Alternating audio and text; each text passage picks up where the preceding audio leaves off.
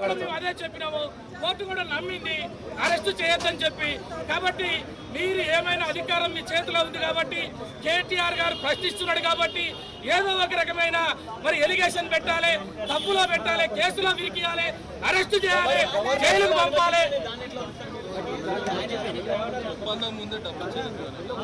దాని మీదనే బట్టి అంతకు ముందే ఉన్నది. అది ఒప్పందం అనేది ఇంతకు ముందు చేసింది ఒక ఒప్పందం కాదు, గతంలో ఉన్నటువంటి దానికి అనుగుణంగానే తీసుకున్న నిర్ణయాలు.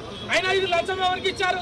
డైరెక్ట్ గవర్నమెంట్ బ్యాంకు నుంచి డైరెక్ట్ అక్కడ దానికి వెళ్ళే ఏదైతే వ్యవస్థ ఉందో, ఇంటర్నేషనల్ గా ఈ ఏదైతే నడుపుతున్న వ్యవస్థ ఉందో దానికే వెళ్ళాయి. దాంట్లో లంచం ఇచ్చేది ఏం లేదు.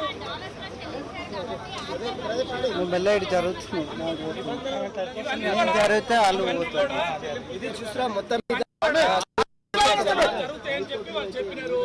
ఎవరైతే అక్కడ ఉన్నారో గవర్నమెంట్ జరగలేదు, ఇంకా ముందు జరగాల్సి ఉందని చెప్పినప్పుడు అది కోర్టులో ఉన్న విషయం.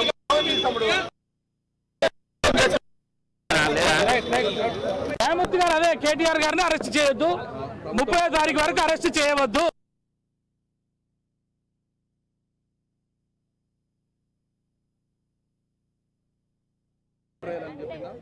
కౌంటర్ ఏమని చెప్పింది. 1 వీక్ లో 27వ తారీఖు నాటికి కేసు పోస్ట్ చేశారు.